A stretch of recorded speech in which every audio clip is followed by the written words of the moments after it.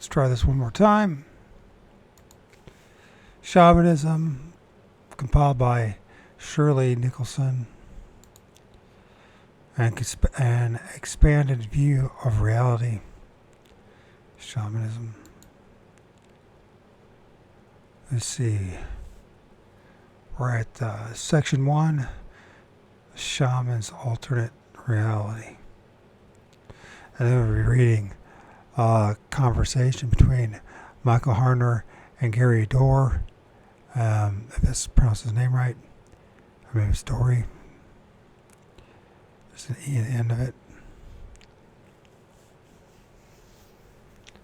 Ancient wisdom and shamanic cultures.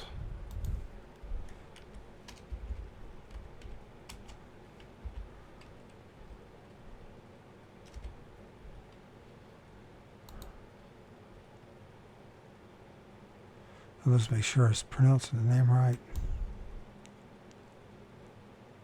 Dior. Dior. Dior. Dior. So it's Dorr. Gary Dorr. Names. I suck at reading. But sorry. I'm going to do it anyways for my own edification. Hopefully you get something out of it as well. In section 1, Shaman's Alternate Reality. One of the outstanding characteristics of shamans is their familiarity with realities other than those of three-dimensional space and linear time, known to our usual waking consciousness.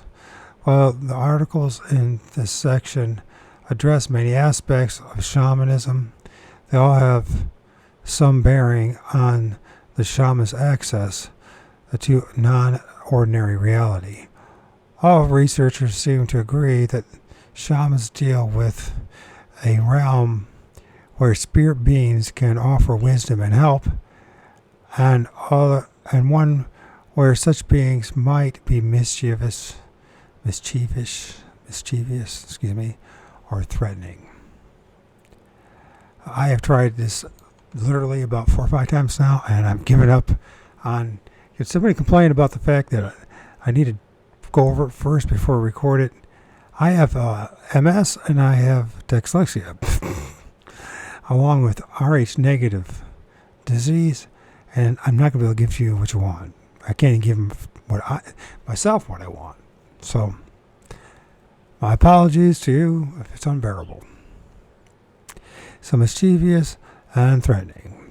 In his classic chapter reprinted here, Eliade, is that how you pronounce it? Eliade has mapped these realms into the zones of the sky, the earth, and the underworld. Which, by the way, should look into that.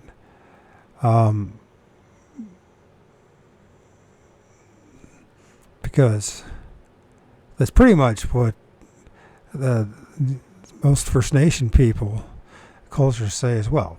There's the upper world, the middle world, and the underworld. We walk in the middle world, so. And I do believe that the trees are the the highway that connects all three, so the neurons to this world. That's my take on things.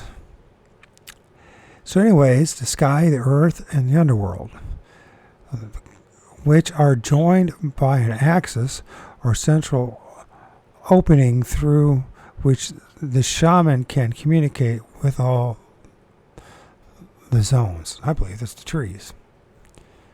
That's my take on things. Harder explains that in this view of reality, everything is connected at a deep level. This gives shamans the ability to draw on a power greater than themselves.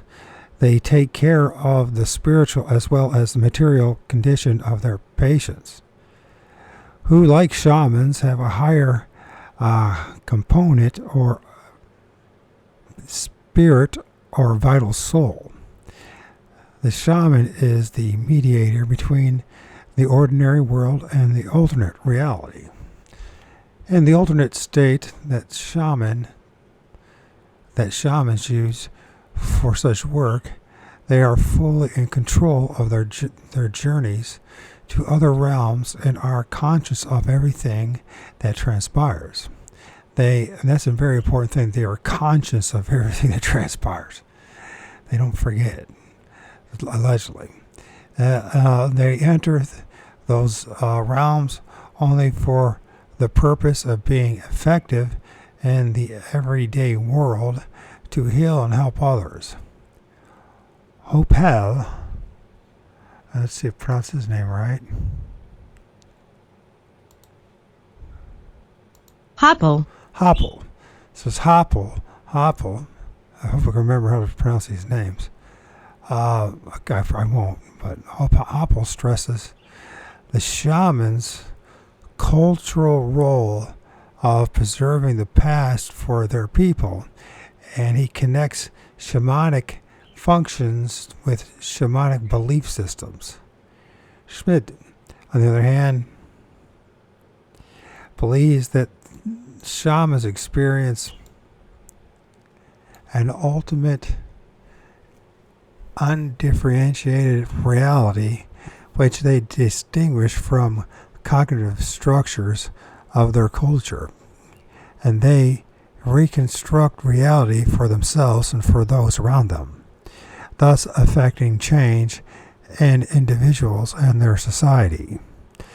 Are the spirit helpers and the worlds of the shaman projections from their unconscious minds, or do these have objective reality?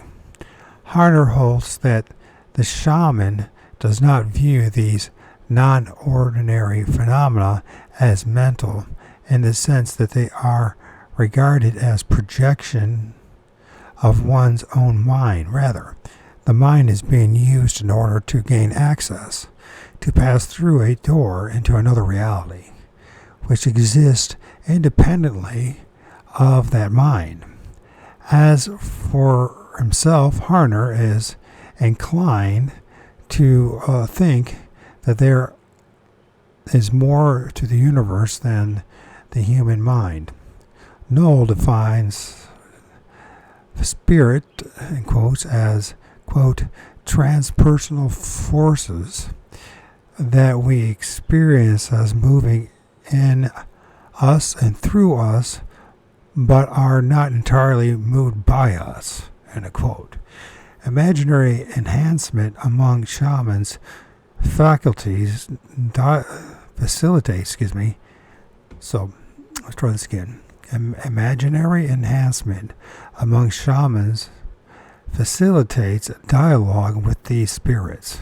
Noel quotes Jung's remarks about his own guardian spirit who provided crucial insight to him. This is Jung's quote, "There are things in the psyche which I do not produce, but which produce themselves and have their own life," end quote. And, quote, "There is something in me which can say things that I do not know and do not intend," end quote.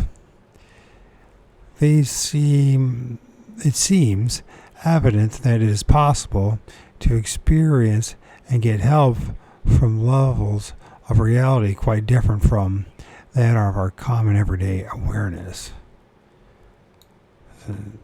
Chapter 1 of Section 1.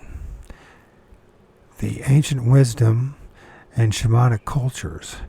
An interview between Michael Harner, conducted by Gary Dorier.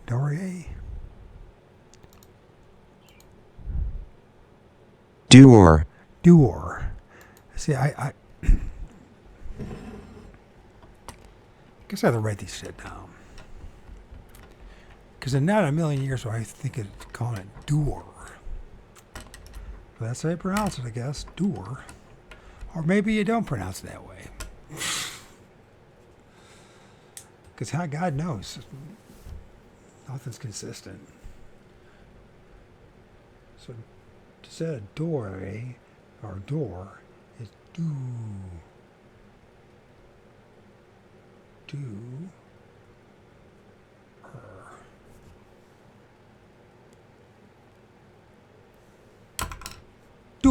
Gary Dewar.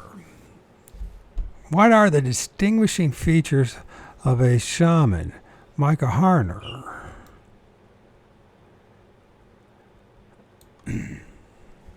I think we are on safe ground if we use this kind of definition employed by this got a crazy name. It's probably, no, it's not crazy. I just can't, it's crazy. I can't pronounce the crazy name. Do we have the correct Mircea Eliade. Mesarziati. It's like, it's Romanian or something like that.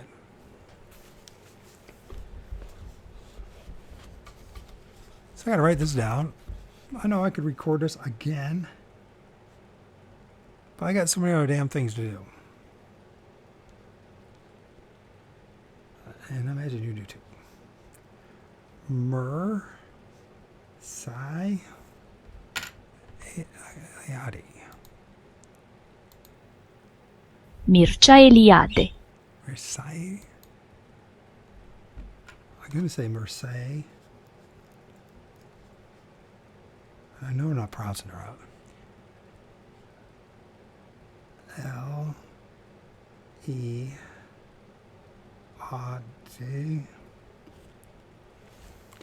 I'm sure I'm not pronouncing it right.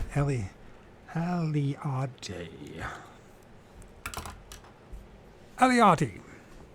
We will get here. We will get going. Anybody that listens to my reading, that's what I do. I do a lot of stopping. And it's not very professional. I'm not. I don't get paid to be very professional.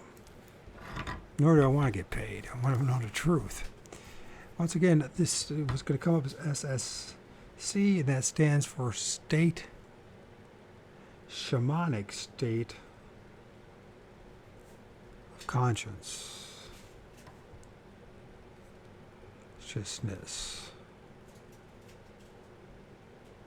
In case I forget it, because I'm sure I will. Because I forget every damn thing. Being lovelily blessed and cursed in this whole trap matrix, everything's a bitch for me. Sorry about it. Lots of things are revealed to me, and of course that would be revealed to me because I suck at communicating. That's how this place works. If you figure that, the more articulate the person is, the more they seem to know what they're talking about, the more you realize they don't know what they're talking about. And it's a curse. Even the written word a bit is a curse, isn't it? So, let's go through again. Gary Dewar asks, what are the distinguishing features of a shaman? Micah Harner, I think we are on safe ground if we use the kind of definition employed by Mircea Eliade. And I know I didn't pronounce it right because it's Romanian, and I don't speak Romanian. I can barely speak English. So in his classic book, Shamanism, so that's something that you might want to look up, is his book on shamanism. It's called Shamanism, which is a kind of definition used by anthropologists who study the phenomena worldwide. The main defining characteristics of a shaman is that he or she is someone who enters an altered state of consciousness, which I have called the shamanic state of consciousness, or SSC. So once again, if you hear SSC, it's shamanic state of consciousness. Usually induced by monotonous drumming and other percussion sound. And by the way, I try to put that with my reading, the shamanic drum, the monotonous nature of it, and it, I don't know if I should try to do that again. I really bring it down low.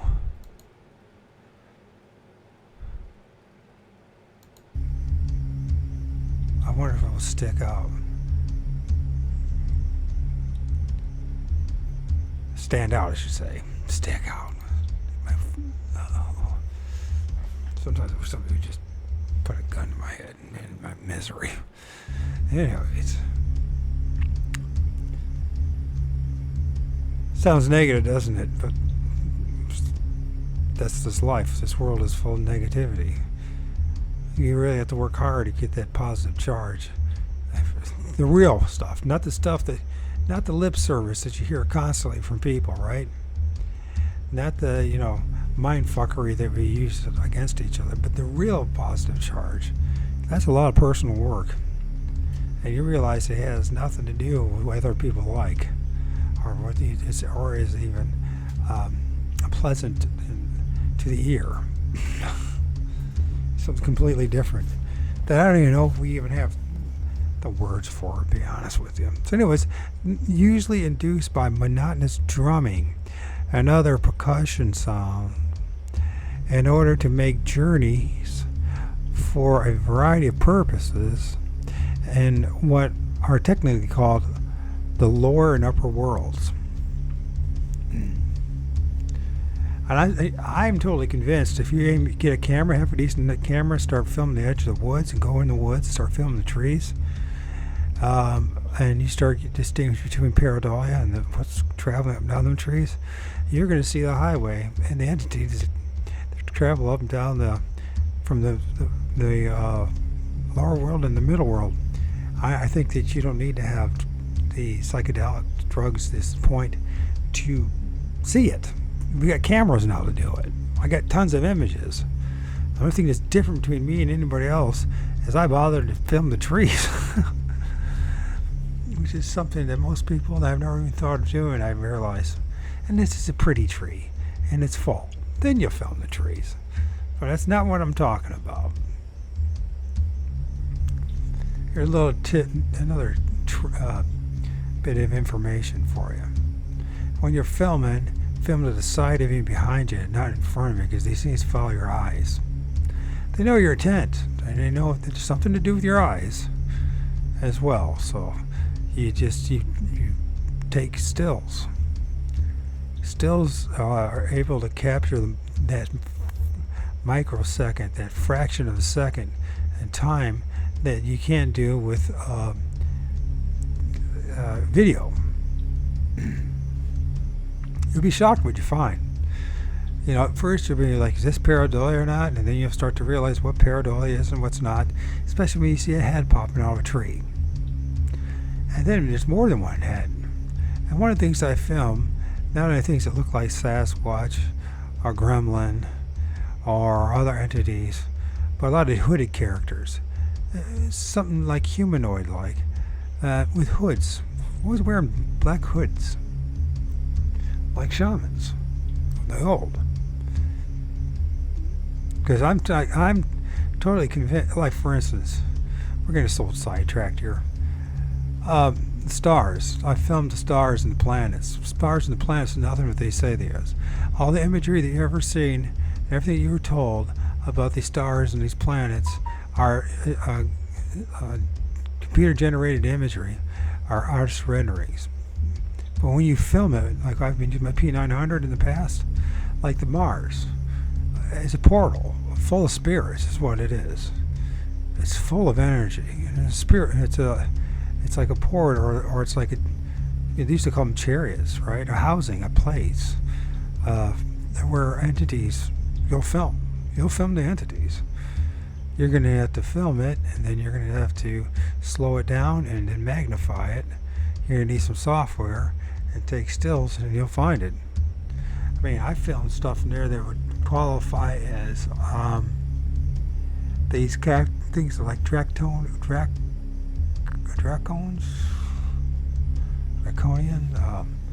like the cone head entities.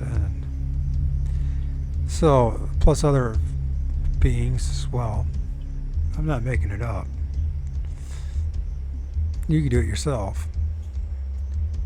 And you will be one of the very few that's chosen, the true chosen, that you know about this reality. You'll know it, not believe it, because you'll film it and you'll see it. will require you to put some effort and time. Or you can do it the other traditional way, and it's take a lot of drugs. And things about drugs are the consequences and side effects to it. So you can't do it all the time. Nor is it healthy to film these things all the time either. So when I do field research and I film the trees or the stars, I don't spend hours and hours and days doing it, because it's not good for you to do it, all right? You lose yourself in the process. But you will know that it's real, and then you try to convey it to other people, and people will think you're batshit fucking crazy, and ain't a damn thing you do about it, except say this is how it is, and if you don't believe me, then go pound sand, right? And that sounds like negative, but no, there's really nothing you can do. All you can do is plant the seed to get somebody else to do their own work. If you find people are eager to follow you and willing for you to do their work, you can just count on a couple things. They're going to become very disenchanted and very frustrated with you because they're not going to get what they want from you. You see, you have to do the work. We all have to do the work. We can call it shamanism, whatever. You know, scientific method and shamanism are so close. Psychiatry and all that is so close to each other. The problem is that most people are afraid to tie them all together, because you're going to offend a shitload of people, and yourself in particular, and you're going to deal with reality, and reality is not that pleasant. The more and more you want the truth, the more you're going to see the ugliness and darkness is what you're going to see. It will be punctuated with moments of pleasantry and happiness, but for the most part, it's darkness.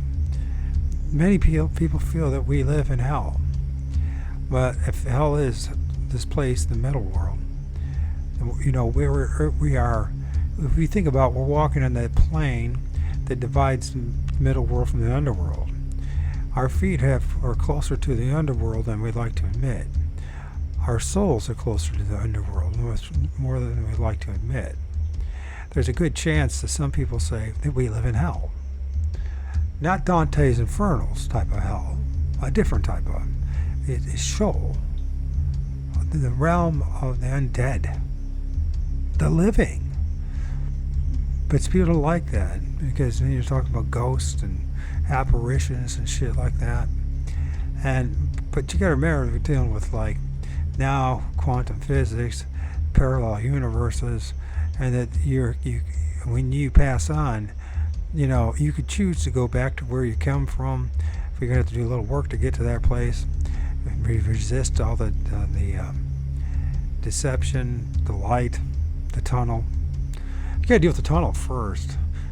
The tunnel is, for me, the most profound lucid dream I had. First, you have to deal, and we are at the entrance of that tunnel as we walk in this middle world, right? And part of that is all the voices.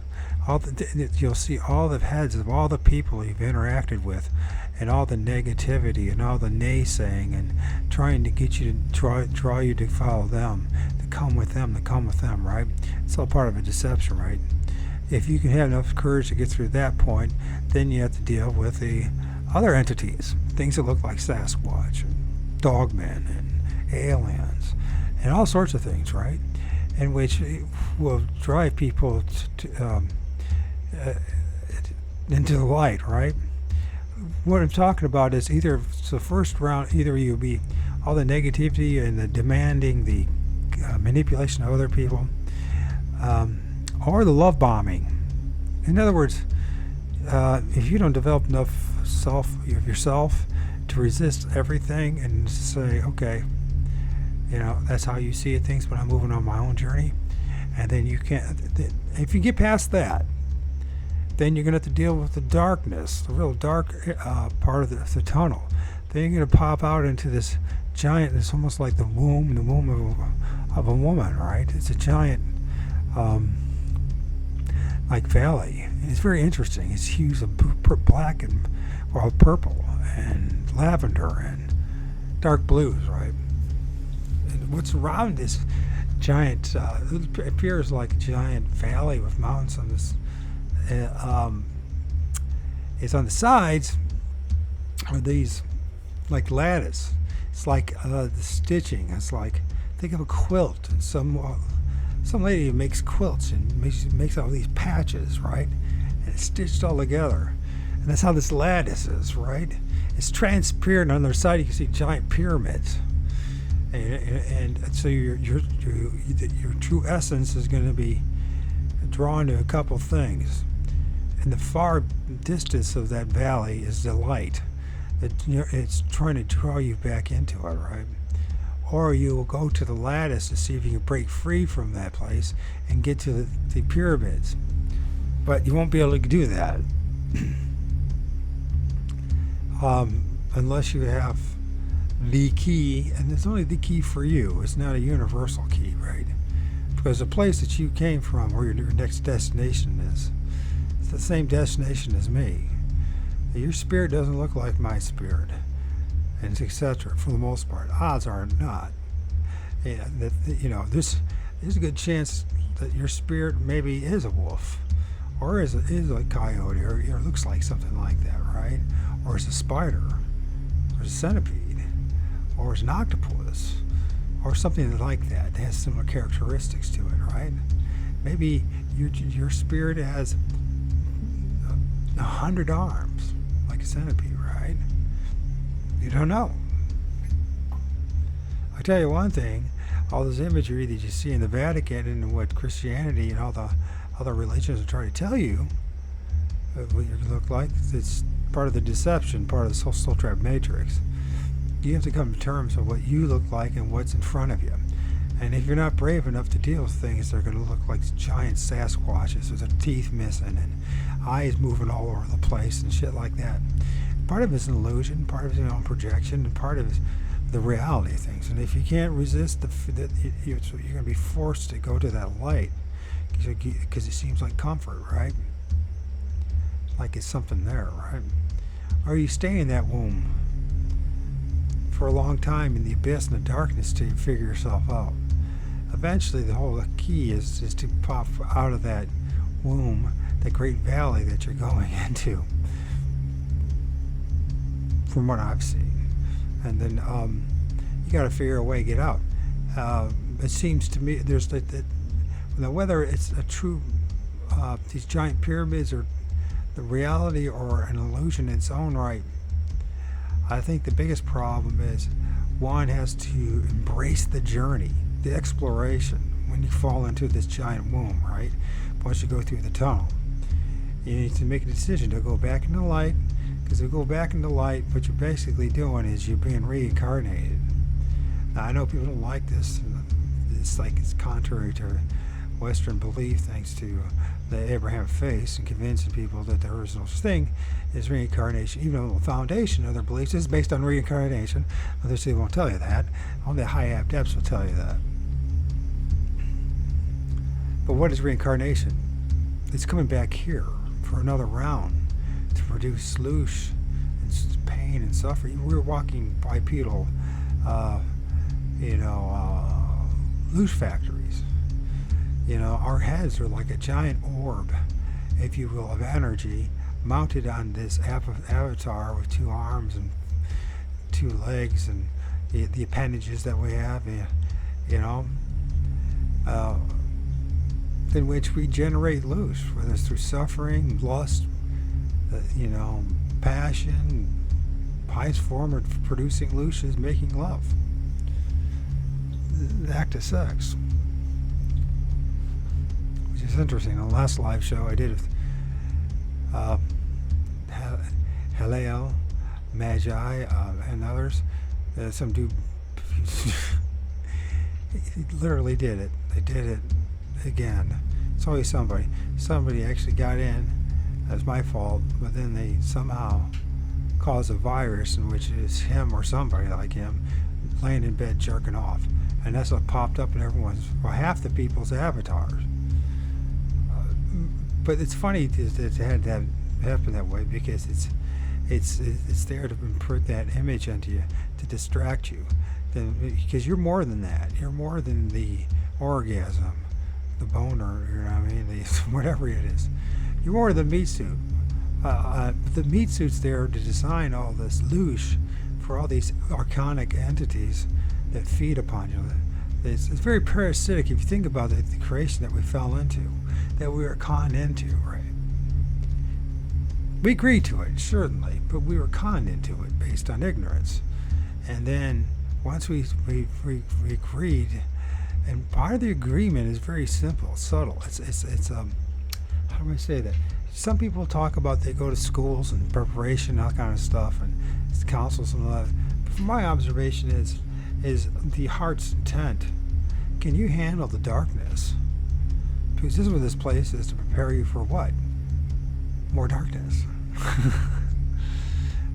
But most people think that's evil, and that's something about you got to do evil things, and you got to be deceitful, and you got to con people, and lie to people, and manipulate people, right? No, that's evil. That's evil. That's a form of producing loosh. That's all you're doing is generating loosh to feed the archons. And they'll bless you with things, right, in this life. But you come back. That's one of the secrets and the many of the mystery schools tell us. You're coming back. See, the issue is we don't want to come back. You know what I mean? Now, here's the thing. In this, you could take 30. It might take 30,000 years to come back, or you might come back right away. It all depends on how much, or can you prepare yourself to deal with the darkness? Because eventually, and when you become, how do I say this? There's a deeper understanding of you in the darkness, right? Then you have the opportunity to create your own light. And that's what it's really about. Not going into the darkness, but creating your own light. Becoming a light. All those stars and those planets up there, those are portals. Those are entities. Those are spirits and beings. When I say, like, we see a star, and most people think that, no, man, I'm telling you, it's a angel, angel. No, it's a portal. It's full of entities, beings of energy or light, the soul, your true essence. And you'll reincarnate, but if you develop a little bit of a control, maybe you'll reincarnate as something completely different. Maybe in another realm, in another place, you'll be a 50-foot giant, a cyclops, or whatever it may be. And you go through that experience, right? Or maybe you go back to where you really came from, where you are, your true essence. Maybe you had enough of the experience. I've had enough of it. There's nothing to learn here in this planet. There really isn't. There's no lessons to learn. There's no, the higher it's delusion. I think you can be some greater person, or there's these great lessons to learn. But no, there is none. Because if you keep reincarnating here, but there's a memory swipe, you don't remember the previous lessons, then the lessons that you learned from prior lives are worthless. You can't build upon it. So that's not what this place is for. This place is for you to keep coming back here, so the parasitic archonic forces that surround you can feed upon you. Now you know why you suffer. And you ask God, why are you allowing me to suffer? Because this is what this place is. It's about suffering. Actually, the underworld is actually a much more pleasant place than this place is, turns out. That's kind of shocking, isn't it? But you don't want to go over there because it's going to hell and you're never going to see God or Jesus and all that kind of stuff. Of course, the Jesus is an egregore. It's something that they created, and we all manifest and make it be. But that same S-force has caused, how many families is destroyed? How many people's lives is it truly destroyed? Oh, you might have, through your faith in it, might have recovered from one destructive form of addiction, but we're all addicts. And you'll become an addict of that instead of yourself. Until you learn to accept yourself. Accept yourself is listen, there won't be a lot of smiling going on. An authentic person, you're going to find out this, they're going to give you the Chester Cat smile that you want. It's not going to happen. Because the more you become who you really are, and know who you are, one of the things you're going to say, you're going to demand better than this. You're going to say, this is bullshit. I got caught into this. I don't want to be part of this. And I just forgot about reading. I'm going to record it anyways, throw it out there. Only two of you will hear it, but you know what? There's only two. There's the need to hear this. Or it can even hear it in the first place. That may resonate some of the deep inside you, and you realize that you deserve better than this. You deserve better than anything that this world has to offer. You still got to live in this damn shithole. You know what I mean? You still got to survive in it. But somehow you got to have that balance of who you truly are, being the prisoner in the prison, and fellow prisoners. And that's where compassion, empathy comes in, when you realize we're all fellow prisoners. That's where our real situation is. We're all prisoners in this place. You know? But not that, you know, if you look at, say, prison life, watch these documentaries about prison life, and all it is a microcosm of the bigger picture of what we're all living in. Except we figured out a way to separate each other long enough so we don't absolutely destroy each other. But we are savages. We have a savagery body. And it's the physical. It is savage. But you don't want that, right? Deep down inside, you don't want it. In the early stages, you might yearn for the experience and the thrill and the chase, right? But the emptiness, after a while, you get used to realizing that it's nothing but an empty. It's worthless. You know what I mean? Deceiving people, climbing the corporate ladder, just saying what everyone else to hear, and you just go, you know what? I need to find my true self. It's a hell of a journey. You realize you've been deceived. It sounds really negative, right? But you have been deceived. We've all been deceived.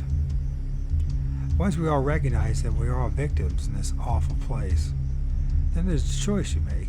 Are you going to be one of those people that make this prison existence a little better for yourself and the people around you? Or are you going to just, be part of some gang and just try to get as much as you can, the crumbs that fall off the table, as the saying goes? Only to, what? Prepare yourself for what? To come back here. Because you're going to, that feeling, when you go through the tunnel and go into the womb, what's going to happen is you'll see the light and you'll feel this like love. They talk about it. I never felt such love in all my life, right? It's a deception. Feelings are deception.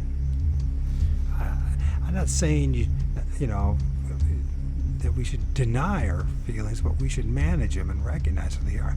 Love is a feeling. It's not a reality.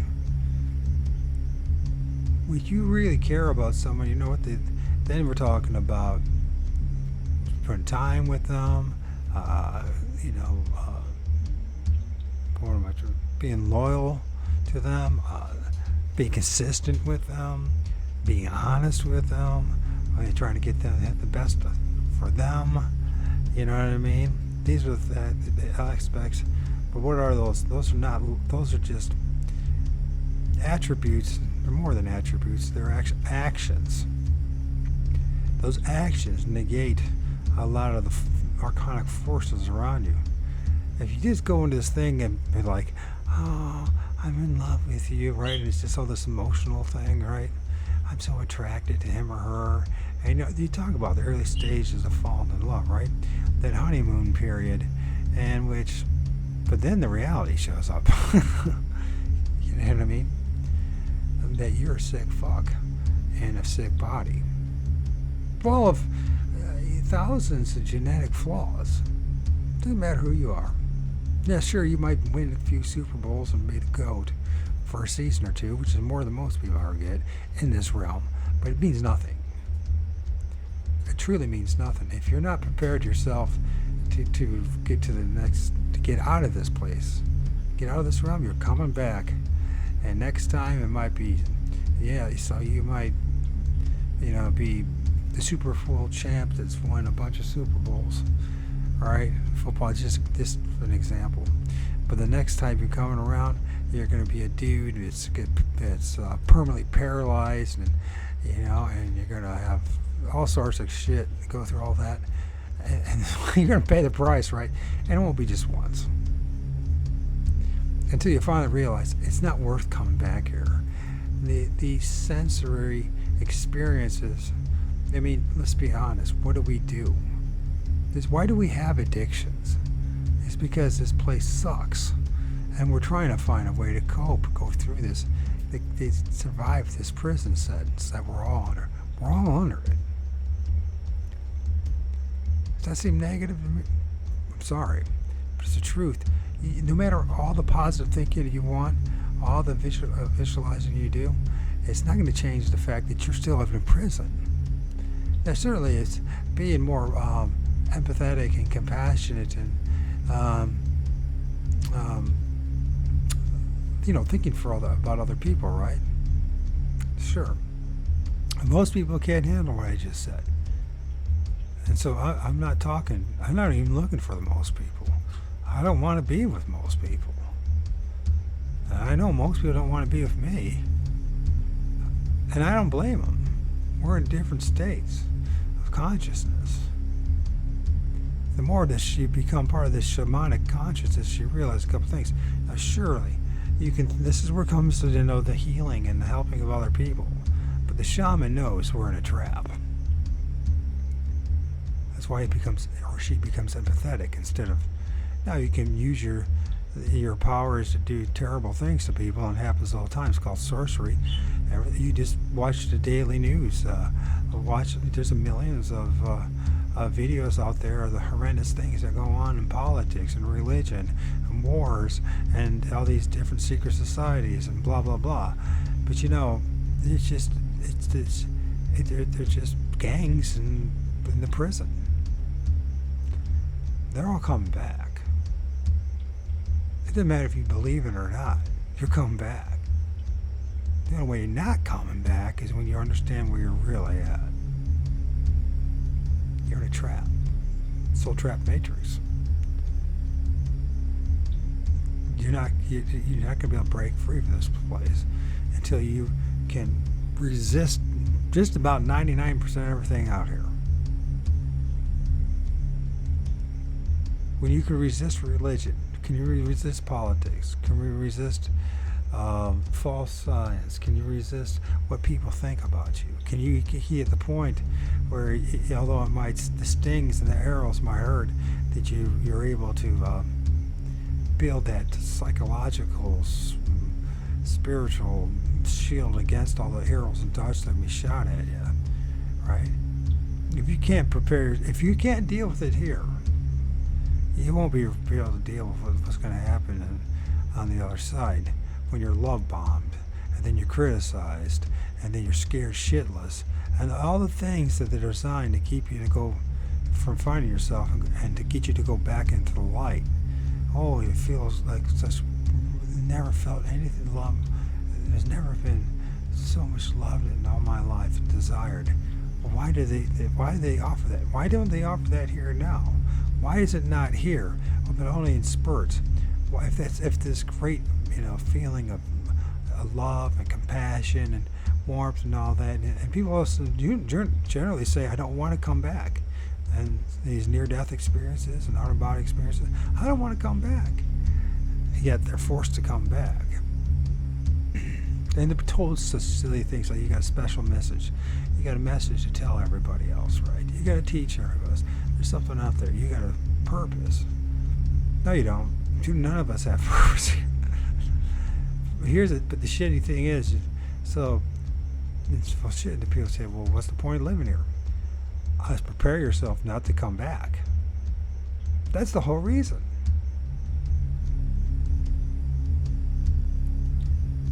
How do you prepare yourself? You got to face the darkness here and say no to it, so that you're prepared to face the darkness on the other side. I was going to deal with a whole bunch of love bombing stuff. There's going to be a lot of people you meet in your life that you like, that you're going to have to say, you know what, I do like you and all that, but I can't follow you. It's nothing personal. I can't follow you. My mission is to not come back.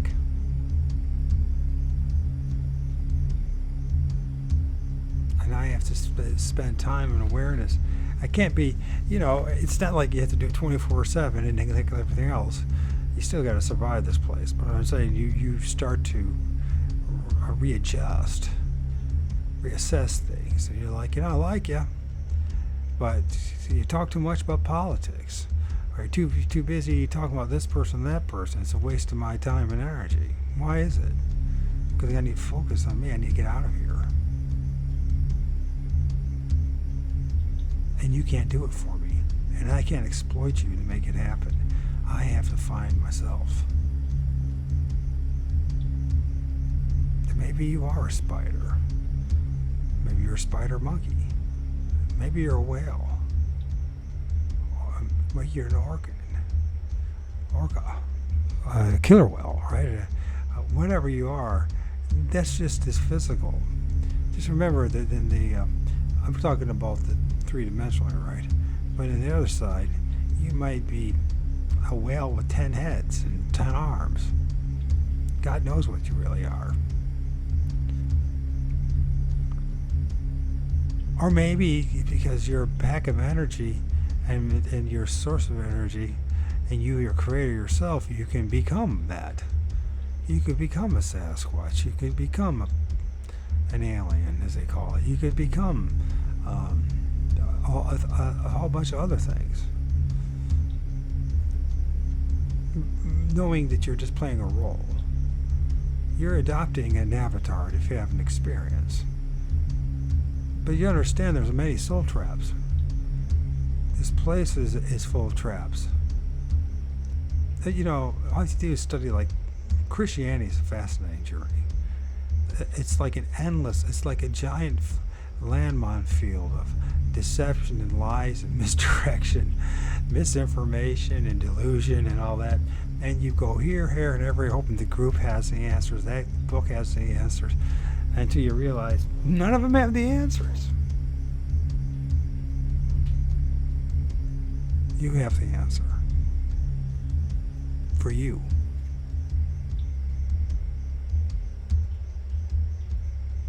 You have the answer. You're the answer.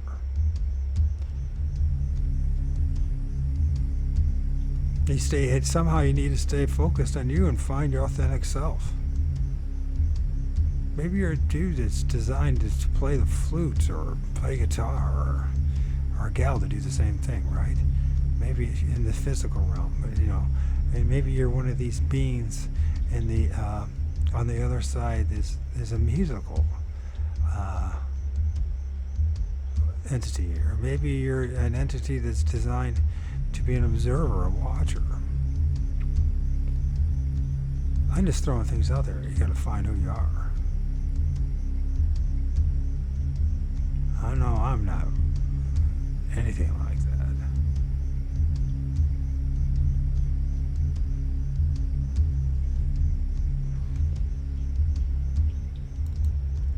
You gotta find yourself. That's the most important healing, is finding yourself.